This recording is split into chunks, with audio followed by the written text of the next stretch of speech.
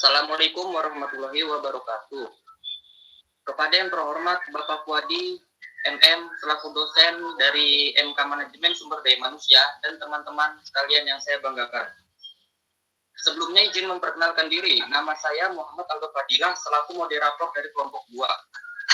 Yang mana pada kesempatan kali ini kelompok kami akan menjelaskan mengenai teori dan konsep pengembangan sumber daya manusia. Berikut ini nama-nama anggota dari kelompok kami. Di sini ada Ajeng Kania Rahmawati, Atik Siva Fauziah, Dini Mukaromah, Ella Nirmala Rosita, Fadila Anggraini, Handayani, Muhammad Aldo Fadilah, Muhammad Arya Biladi Nugroho, Regina Kuswara, dan Siti Fauziatul Latifah. Baik, tanpa berbasa-basi lagi, langsung saja kita mulai presentasinya. Kepada anggota dari kelompok 2, dipersilahkan untuk waktunya. Ya, langsung.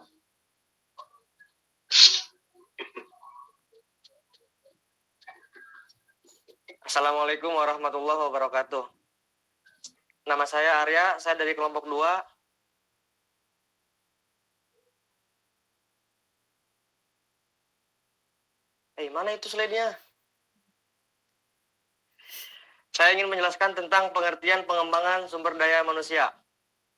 Sumber daya manusia atau karyawan harus dikembangkan dan dipersiapkan untuk menghadapi situasi dan tantangan di masa mendatang. Bahkan untuk menghadapi situasi terburuk sekalipun. Karena karyawan merupakan aset yang paling berharga dan benar-benar merupakan tulang punggung untuk organisasi. Setiap karyawan memiliki perannya tersendiri dalam berkontribusi terhadap keberhasilan ataupun kegagalan organisasinya. Manajemen pada suatu organisasi ataupun pemilik perusahaan harus menginvestasikan waktu dan sumber daya mereka dalam pelatihan dan pengembangan tenaga kerja atau karyawan yang dimilikinya, agar menjadi sumber daya manusia yang diperlukan di kemudian hari.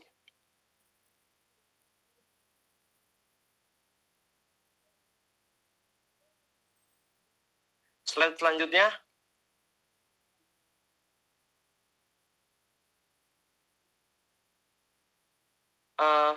Pengertian pengembangan sumber daya manusia menurut Silalahi tahun 2000.249. Pengembangan sumber daya manusia adalah upaya berkesinambungan meningkatkan mutu sumber daya manusia dalam arti yang seluas-luasnya melalui pendidikan, latihan, dan pembinaan. Pengertian pengembangan sumber daya manusia menurut Prince tahun 2011.2.455. Pengembangan sumber daya manusia merupakan pendekatan strategis untuk melakukan investasi dalam sumber daya manusia. Pengembangan sumber daya manusia menyediakan kerangka kerja untuk pengembangan diri, program pelatihan, dan kemajuan karir yang disesuaikan dengan kebutuhan keterampilan dalam organisasi di masa yang akan datang. Pengertian pengembangan sumber daya manusia menurut Bangun tahun 2012. Pengembangan sumber daya manusia adalah proses untuk meningkatkan kemampuan sumber daya manusia dalam membantu tercapainya tujuan organisasi. Jadi, pada dasarnya, pengembangan sumber daya manusia atau Human Resource Development dapat didefinisikan sebagai inisiatif bersama antara pekerja dan pemberi kerja atau manajemen perusahaan untuk meningkatkan keterampilan dan pengetahuan individu yang ada. Organisasi atau perusahaan harus mendorong karyawannya untuk berpartisipasi dalam kegiatan pengembangan karyawan. Demikian juga, karyawan juga harus menganggap serius setiap kegiatan peningkatan keterampilan atau aktivitas pengembangan SDM yang diselenggarakan oleh perusahaan. Untuk lebih jelas mengenai pengembangan SDM, berikut ini adalah beberapa definisi atau pengertian pengembangan SDM menurut para ahlinya.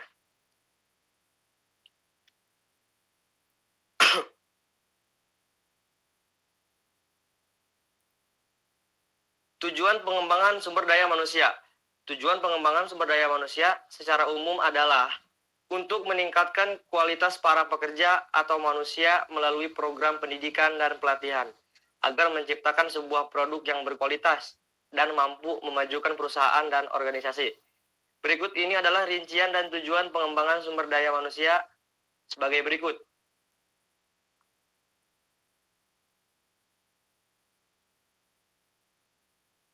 A. Dapat meningkatkan produktivitas di dalam pekerjaan. B.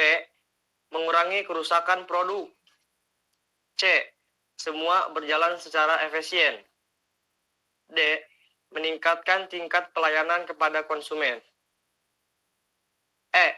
Meningkatkan sikap kepemimpinan. F. Dapat menciptakan moral pegawai atau manusia. Dan yang terakhir, G. Dapat meningkatkan balas jasa. Slide selanjutnya akan dijelaskan oleh rekan saya. Terima kasih.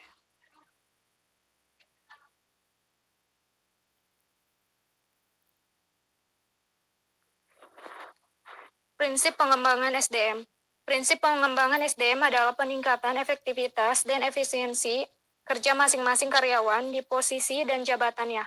Program pengembangan suatu organisasi hendaknya diinformasikan secara terbuka kepada semua karyawan agar mereka dapat mempersiapkan dirinya menghadapi proses pengembangan tersebut. Adapun prinsip-prinsip manajemen SDM yang perlu diperhatikan antara lain adalah prinsip kemanusiaan, prinsip demokrasi, prinsip the right man is the right place, prinsip equal pay for equal work, prinsip kesatuan arah, prinsip kesatuan komando, prinsip efisiensi, prinsip efektivitas, prinsip produktivitas kerja, prinsip disiplin, prinsip wewenang dan tanggung jawab. Selain itu, ada pula prinsip-prinsip perencanaan pelatihan dan pengembangan menurut MCGH 1979 merumuskan prinsip-prinsip perencanaan pelatihan dan pengembangan yaitu sebagai berikut. Materi harus diberikan secara sistematis dan berdasarkan tahapan-tahapan. Tahapan-tahapan tersebut harus disesuaikan dengan tujuan yang hendak dicapai. Penatar harus mampu memotivasi dan menyebarkan respon yang berhubungan dengan serangkaian materi pelajaran. Adanya penguat reinforcement guna membangkitkan respon positif dari peserta. Menggunakan konsep pembentukan shaping perilaku. Selanjutnya akan disampaikan oleh rekan saya. Jenis pengembangan SDM. Yang ke-1, skill training, pelatihan keahlian. Itu jenis pelatihan dilakukan pada perusahaan. Program skill training relatif sederhana sesuai kebutuhan atau kurangan. Dan kemudian diidentifikasi melalui penilaian yang teliti. 2, training, pelatihan ulang, yaitu memberikan pilihan yang ditentukan oleh karyawan untuk menghadapi tuntutan kerja yang berubah-ubah. Melalui hal ini, karyawan dapat lebih percaya diri dalam menyelesaikan pekerjaan. Selanjutnya, yang ketiga ada Korsa Fungsional Training, yaitu pelatihan lintas fungsional. Pelatihan lintas fungsional atau Korsa Fungsional Training yaitu pelatihan yang melibatkan karyawan untuk melakukan aktivitas kerja dalam bidang lainnya selain pekerjaan yang ditugaskan. Pelatihan ini bertujuan untuk meningkatkan komunikasi yang juga sinergitas antara fungsional satu dengan lainnya. Yang keempat ada team training, pelatihan tim. Pelatihan tim dilakukan dengan bekerja sama dengan yang terdiri dari sekelompok individu yang menyelesaikan pekerjaan demi mencapai tujuan bersama dalam sekerja. Pelatihan tim biasanya dilakukan di luar ruangan dengan menerapkan beberapa permainan, namun tidak jarang pelatihan tim juga dilakukan di dalam kantor.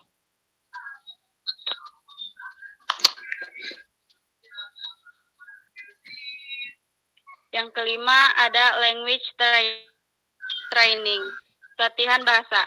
Pelatihan bahasa menjadi penting karena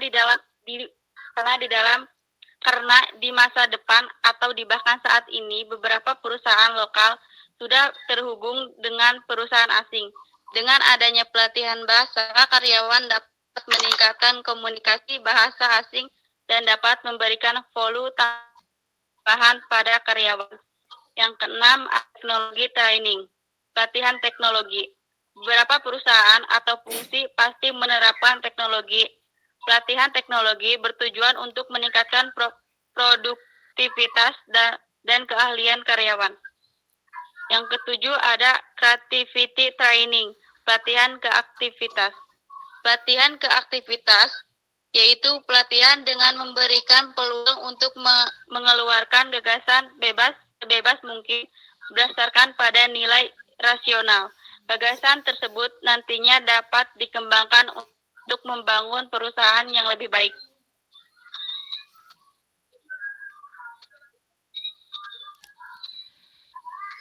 Peserta pengembangan SDM. Peserta yang akan mengikuti pengembangan dari suatu perusahaan adalah karyawan baru dan lama, baik dia tenaga operasionalnya atau karyawan manajerial. Karyawan baru yaitu karyawan yang baru diterima bekerja pada perusahaan mereka, diberi pengembangan agar memahami, terampil, dan ahli dalam menyelesaikan pekerjaannya, sehingga para karyawan dapat bekerja lebih efisien dan efektif pada jabatan atau pekerjaannya.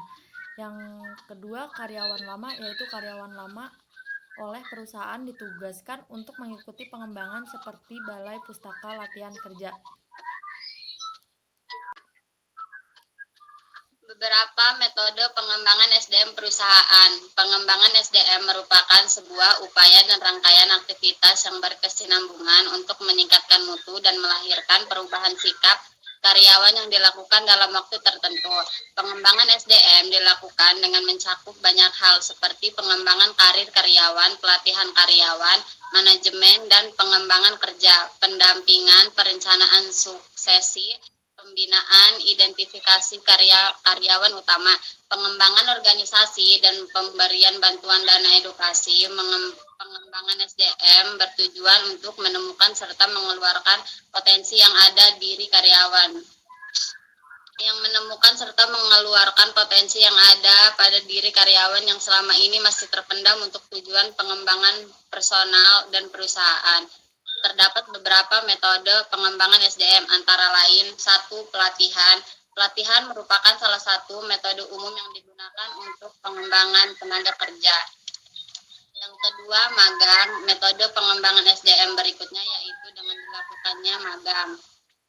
Yang ketiga, job instruction training. Job instruction training dapat menjadi salah satu metode pengembangan SDM. Yang keempat, uji kompetensi. Uji kompetensi atau biasa disebut dengan uji kemampuan dapat dilakukan sebagai metode pengembangan SDM.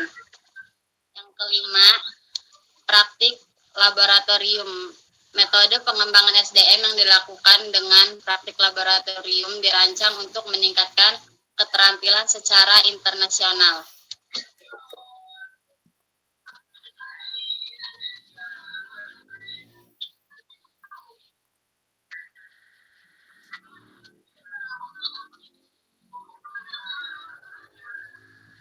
Analisis SWOT dalam pengembangan SDM. Dalam pengembangan SDM, banyak faktor yang mempengaruhi terhadap keberhasilan kegagalan dalam menekan kinerja organisasi. Berbagai yang digunakan bermaksud untuk melakukan telaah terhadap berbagai situasi atau keadaan lingkungan, di lingkungan internal maupun eksternal. Salah satu instrumen penting mengantisipasi situasi dan kondisi belum menggunakan analisis SWOT. Analisis SWOT terdiri dari yang pertama, kekuatan. Faktor yang menjadi kekuatan dalam pengembangan dan pembinaan SDM adalah setiap kebijakan yang diputuskan pemerintah, baik dalam bentuk program pembangunan jangka menengah nasional maupun undang-undang dan peraturan pemerintah yang dikeluarkan oleh Menteri Pendayagunaan Aparatur Negara sebagai pedoman bagi para pelaksana di lapangan. Yang kedua, kelemahan. Dalam pengembangan dan pembinaan aparatur negara, masih ditemui sistem manajemen yang belum efisien dan efektif. Yang ketiga, kesempatan. Pengembangan dunia semakin terbuka yang memerlukan kepekaan bagaimana memanfaatkan peluang yang ada. Kesempatan yang ada dapat dipetik dari ekspansi global adalah Bagaimana kita mampu mengakses berbagai informasi dunia yang dapat membantu mengembangkan SDM. Yang keempat, ancaman. Ancaman yang utama dari luar adalah pengembangan IT berupa arus teknologi komunikasi, menghilangkan batas ruang dan waktu. Pengaruh global bukan hanya berakibat tertinggalnya kita dalam teknologi, tetapi akan mempengaruhi budaya bangsa. Adanya budaya kerja yang menghambat dapat mengakibatkan kurang kepercayaan para investor dan penyandang dana atau donatur terhadap pemerintah. Selanjutnya, faktor-faktor yang mempengaruhi pengembangan SDM. Faktor yang mempengaruhi pengembangan SDM ada dua, yaitu faktor internal dan faktor eksternal. Nah, dalam faktor internal ini terdapat misi dan tujuan. Untuk mencapai tujuan ini diperlukan perencanaan yang baik dan implementasinya yang tepat. Yang kedua, strategi pencapaian tujuan.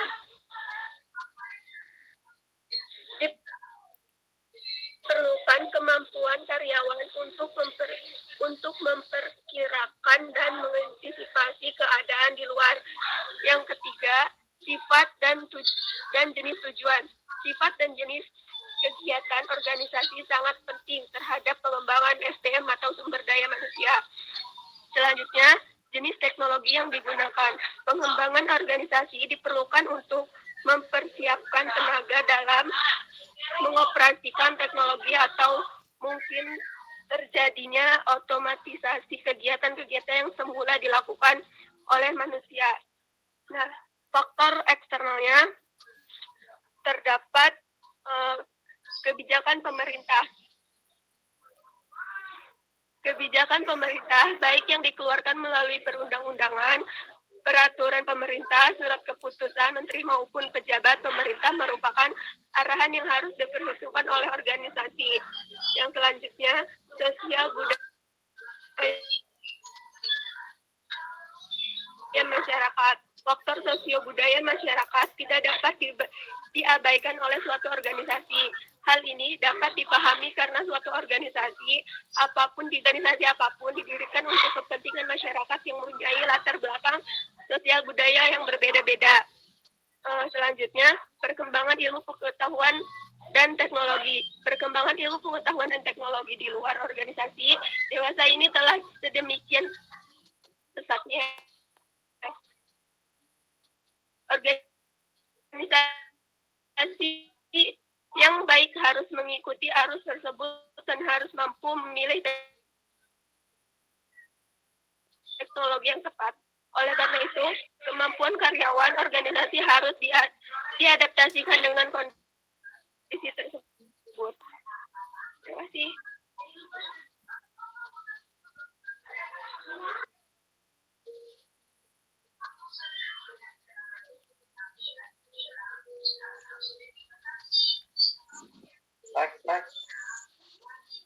Yang selanjutnya yaitu pengembangan karir.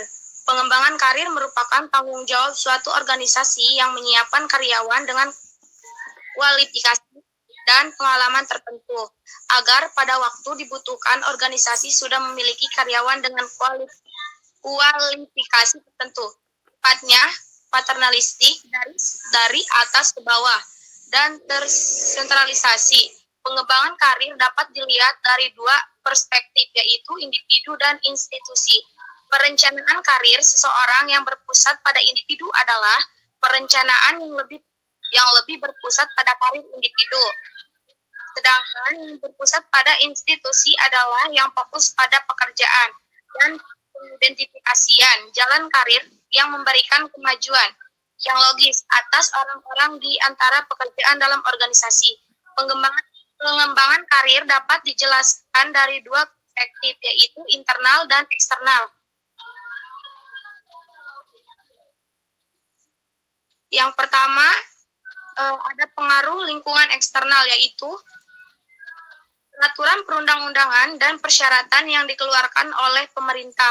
Yang kedua, tingkat kompetisi. Yang ketiga, lokasi organisasi.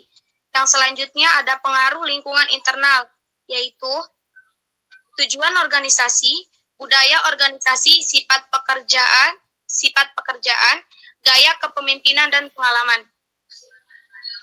Promosi. Promosi adalah mengiklankan suatu produk atau merek, menghasilkan penjualan, dan menciptakan loyalitas merek atau brand. Ini adalah salah satu dari 4 elemen dasar bauran pemasaran yang mencakup 4P. Yang pertama, price atau harga, product, promotion, and place atau tempat. Tujuan promosi yaitu yang pertama untuk menyebarkan luaskan informasi suatu produk kepada calon konsumen yang potensial. Yang kedua untuk mendapatkan konsumen baru dan untuk menjaga loyalitas konsumen tersebut. Yang ketiga untuk menaikkan penjualan serta laba atau keuntungan.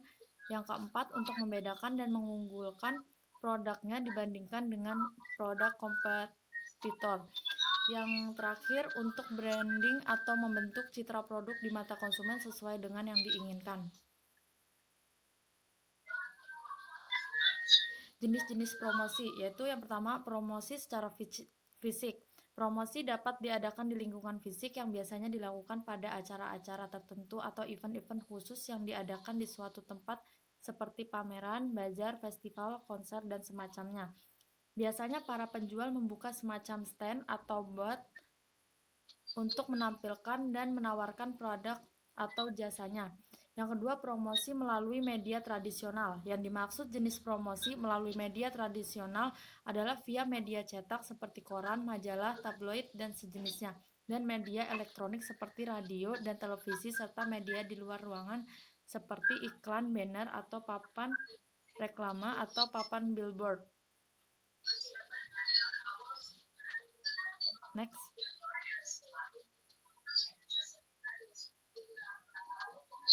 Yang ketiga, promosi melalui media digital. Jenis promosi melalui media digital mencakup media internet dan sosial media atau jejaring sosial.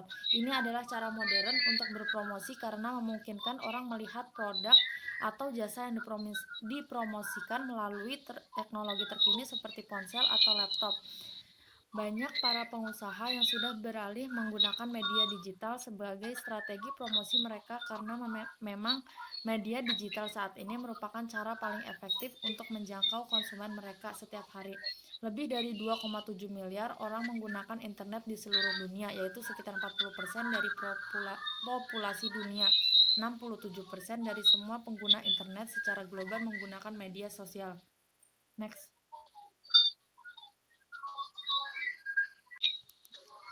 Domisi merupakan perubahan jabatan menuju jenjang atau jabatan yang lebih rendah dan didasari oleh pertimbangan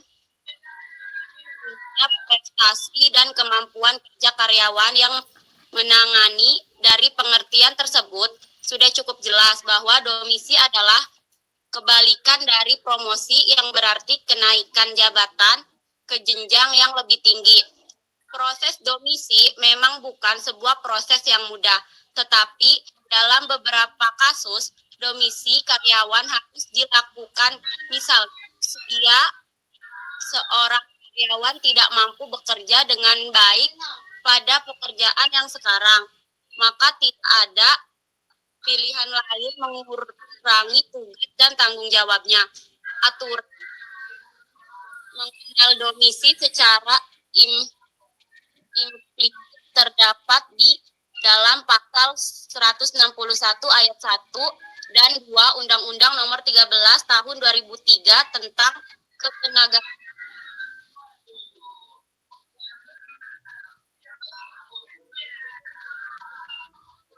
Alasan dilakukannya domisi yang pertama yaitu karyawan yang menunjukkan kinerja yang tidak baik atau buruk. Yang kedua, karyawan yang menangani keahlian atau keterampilan untuk mengerjakan pekerjaan. Yang ketiga, perusahaan sedang mengurangi cara kerja karyawannya. Yang keempat, perusahaan sedang mendisiplinkan karyawan yang salah. Manfaat domisi bagi perusahaan. Yang pertama, membuat karyawan keluar dari perusahaan. Yang kedua, pengeluaran perusahaan. Yang ketiga, pengembangan kinerja karyawan. Domi, siapa demosi? Demosi terus karyawan yang mengalami demosi. Ada dua pilihan yang bisa karyawan pilih saat demosi. Yang pertama adalah bertahan di perusahaan sekarang dan berjuang untuk mendapatkan cara yang sebelumnya. Yang kedua adalah langsung mengajukan pengunduran diri atau pindah kerja. Kedua keputusan tersebut harus dipikirkan matang dan tidak terburu-buru. Apapun yang menjadi pilihan karyawan, sebaiknya karyawan yang mengalami demosi tetap bekerja keras dan perbaik di kantor. Waktu dan pikiran untuk menguasai tugas baru, membangun hubungan lagi dengan atasan, dan mengembangkan hubungan positif dengan supervisor yang baru. Bagi karyawan yang memutuskan untuk bertahan di perusahaan, maka keputusan karyawan tersebut menunjukkan bukti untuk bekerja keras. Hal ini akan membuat atasan melihat karyawan yang memperhatikan sebagai karyawan unggulan. Sementara itu, jika karyawan ingin mengundurkan diri dan pindah perusahaan, maka karyawan yang perlu mendapatkan rekomendasi positif dari atasan.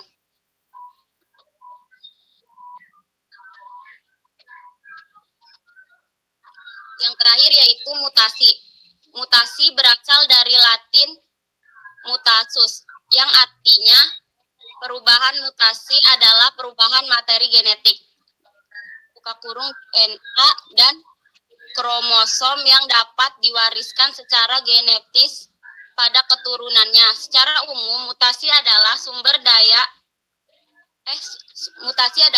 utama variasi genetik yang merupakan bahan mentah untuk evolusi melalui seleksi alam.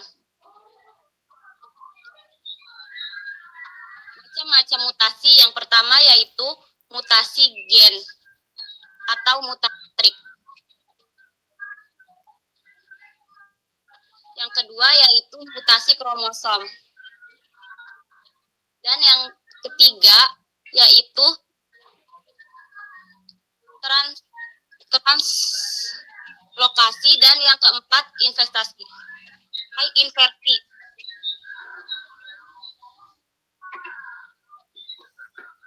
Udah. Ya, terima kasih. Mungkin sekiranya itu saja presentasi dari kelompok kami. Kiranya ada kesalahan pengetikan atau salah kata, kami mohon besar-besarnya. Dan kepada Allah kami mohon ampun. Ya, saya akhiri. Wabillahi taufiq wal hidayah. Wassalamualaikum warahmatullahi wabarakatuh. Waalaikumsalam.